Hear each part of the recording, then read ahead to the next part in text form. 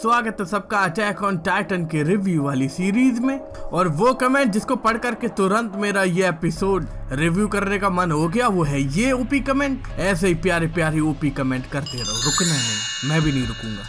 पिछले एपिसोड में हम लोगों ने देखा था कि कैसे फाइनली एनी को दोबारा दिखाया जाता है एनिमे में भी, और उसके अलावा एरन एक ऐसे प्लान पे चलने के लिए तैयार है जिससे पूरी दुनिया के खिलाफ उसको लड़ना पड़ेगा। और उसके बावजूद भी उसका मकसद साफ है, फाइट फाइट फाइट।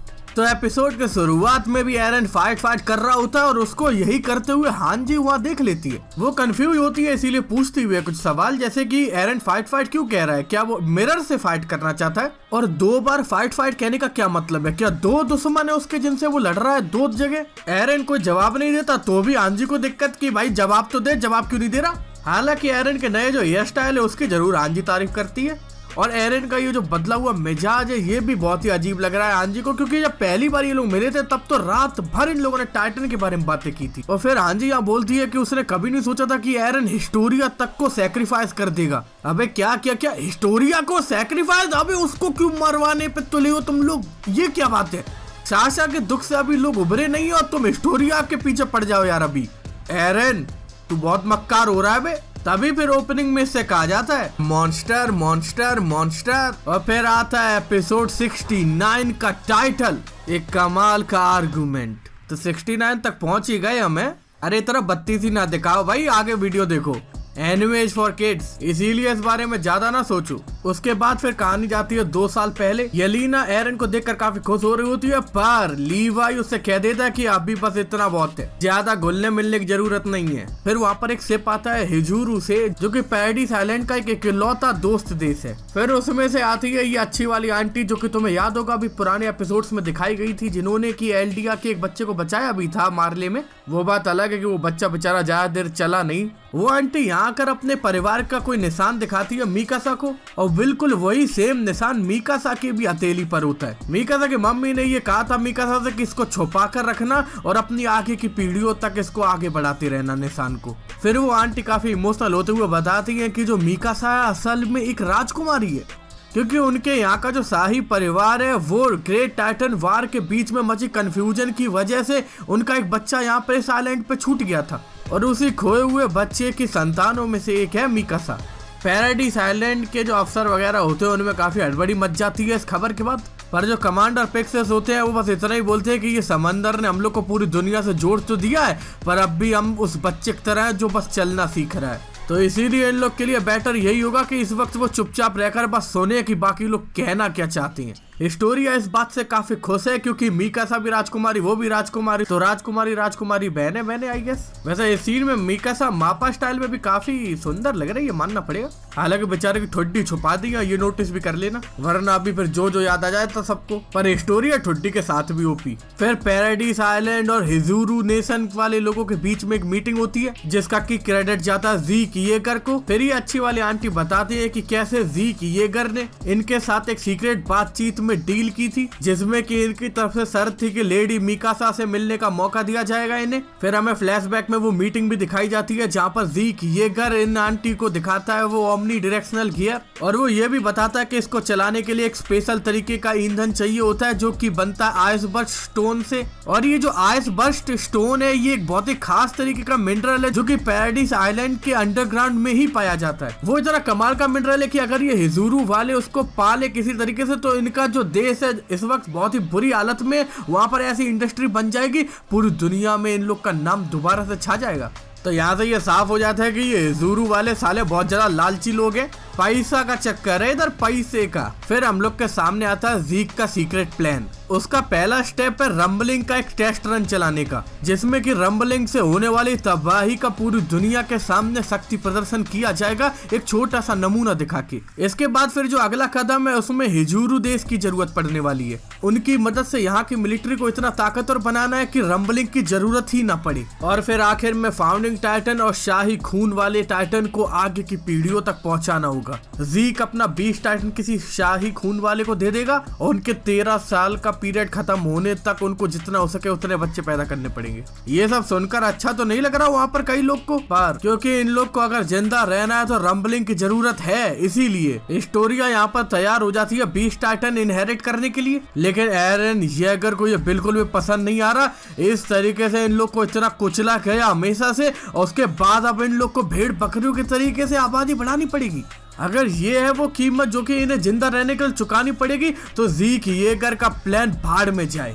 तो यहाँ तो एरन बिल्कुल खिलाफ है सबके। वो चाहता है कि हम लोग और भी ऑप्शंस पर नजर डालें कि क्या किया जा सकता है खुद को बचाने के लिए। इसके बाद फिर हम लोग प्रेजेंट में वापस आ जाते हैं, जहाँ पर एरन और हांजी आमने सामने होती है। यहाँ जिस एरन को हम लोग देख रहे हो ये तो उस पहले वाले से बिल्कुल अलग है। यहाँ हांजी उससे सवाल कर रही होती कि तुम इस तरीके से खुद क्यों चले गए, पूरे आइलैंड को खतरे में डाल दिया, क्या तुम्हें हिस्टोरिया की बिल्कुल भी परवाह नहीं है? अब यहाँ एरन बोलता है कि उसके पास अब वॉर हैमर टाइटन की भी ताकत है। मतलब कि कोई भी जेल चाहे कितनी भी ताकतवर क्यों ना हो, कितनी भी गहरी क्यों ना हो, उसको रोक नहीं सकती। उसके पास फाउंडिंग टाइटन है, इसीलिए हांजी उसको यहाँ मार भी नहीं सकती, और ना ही जीक को, चाहे भले ही ये कितनी भी उसको धमकी देते रहे। और यही सब कैसे कैसे यहाँ पर वो हांजी को पकड़ के हल्के से टाइटन वाली बिजली भी दिखा देता है, मानो वो कह रहा हो कि उसको जो करना है वो करेगा और ये लोग उसको रोक नहीं पाएंगे। हांजी यहाँ पर काफी डरी हुई सी लग रही होती है और यही सोच रही होती है, एरविन तुमने बस एक गलती कर दी अपनी पूरी जिंदगी में, मुझे कमांडर बना दिया।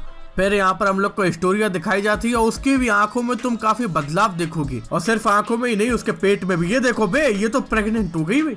कौन है ये ससुरा मक्कार? हिम्मत कैसे हुई ससुरे की इतनी भाई? औजार काट डालो साले का। यहाँ ज्यादा गलत नहीं सोचना, औजार मतलब वही जैसे खेती करते हैं, एनिमेज फॉर किड्स। अब बहुत दुख तो हो रहा है अंदर से, लेकिन चलो यार अब आते हैं खुफिया जानकारी पे जो कि जनहित में जारी की गई है। आज हमें बताया जा रहा है हिजुरु के बारे में। ये एक छोटा सा ईस्टर्न देश है जिसका कि खुद का कल्चर है, जहाँ के मुखिया को कहा जाता है शोगन। वहाँ से कई सारे टैलेंटेड इंजीनियर्स निकलते हैं।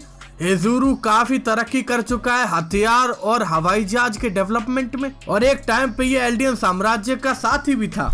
यहाँ के राजघराने के निशान की डिजाइन में 3 सिंगल एज तलवारें हैं। फिर हमें मिलिट्री पुलिस के बीच में चल रहे डिस्कशन को दिखाया जाता है। ये लोग चाह रहे थे कि इनने जो पहले प्लान बनाया था उसी पे आगे काम होता, कि जीक जैसे ही लौट के आया उसको तुरंत हिस्टोरिया को खिला दिया जाए। यहाँ पर हिस्टोरिया और जिससे भी उसका प्यार था यार, जो भी था वो लव स्टोरी बताई जाती है, पर वो लव स्टोरी कैसी तैसी साली मेरे को नहीं जाननी। इन लोग की प्रॉब्लम यहाँ ये है कि जो इनकी रानी है उसने अचानक से ऐसे प्रेग्नेंट होने का फैसला कैसे कर लिया, क्योंकि अब वो प्रेग्नेंट हो गई, इसीलिए उसको ये लोग टाइटन नहीं बना सकते, और जीक अभी भी जिंदा है। फिर हम वापस से जाते हैं फ्लैशबैक में, जहाँ पर रेल की पटरियों पर काम चल रहा होता है। इस काम से इनके 2 फायदे हो रहे हैं, एक तो एक्सरसाइज भी हो रही है और काम का काम हुआ जा रहा है। अभी यहाँ पर ये लोग इंतजार कर रहे हैं हिजुरु के जवाब का, कि वो लोग बाकी दुनिया से इन लोग को मिलवाने में मदद करेंगे या फिर नहीं, इस उम्मीद में कि रंबलिंग का इस्तेमाल इन लोग को ना करना पड़े और ना ही हिस्टोरिया को कुर्बान करना पड़े। पर अफसोस हिजुरु का जो जवाब आता है वो इन लोग के लिए अच्छी खबर नहीं है। हिजुरु वाले चाहते हैं कि पैराडाइज आइलैंड के रिसोर्सेज पे उनके अलावा किसी और को मौका न मिले हाथ मारने का,